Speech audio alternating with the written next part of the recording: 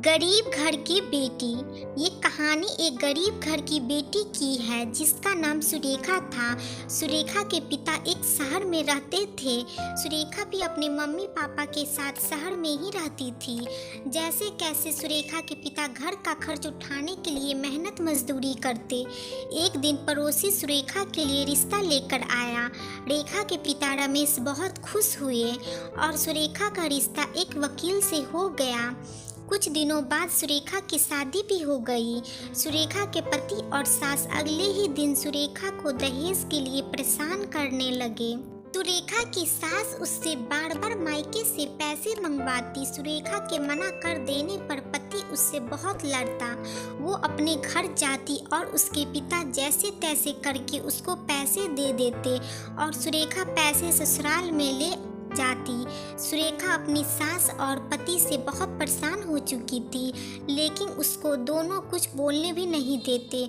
Surekha free time में अपने पति की किताबें पढ़ती। शादी को 1 साल बीत गया। सुरेखा ने एक बेटी को जन्म दिया। सास और पति ने सुरेखा को फिर से 5 लाख रुपए लाने को बोला।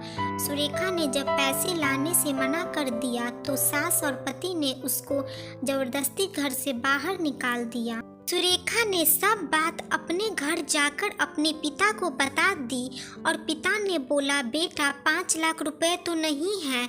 सुरेखा ने बोला, अब हम उन लोगों को 1 भी रुपए नहीं देंगे।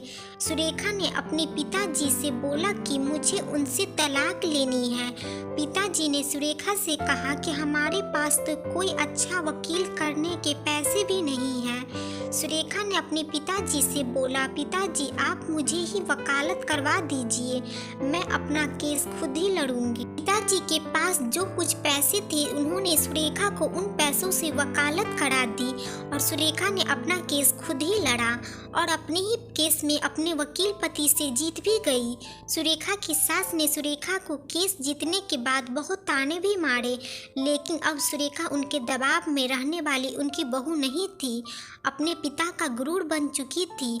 सुरेखा की सास और पति ने उसको बहुत दुख दिए, लेकिन वो ये भूल गए थे कल कुछ भी हो सकता है। आज भी हमारे आसपास ससुराल वाले अपनी बहू को दहेज के लिए बहुत परेशान करते हैं। जो लोगों को बुरा करते हैं उनके साथ हमेशा बुरा होता है। सुरेखा ने अपने ससुराल वालों को बहुत अच्छा सबक सिखाया। सुरेखा की कहानी काबिलिए तारीफ से कम नहीं है। उसने अपने ही पति की किताबें पढ़कर वकील बनने की सोची, जो बहुत सही फैसला था सुरेखा और उसके परिवार के लिए।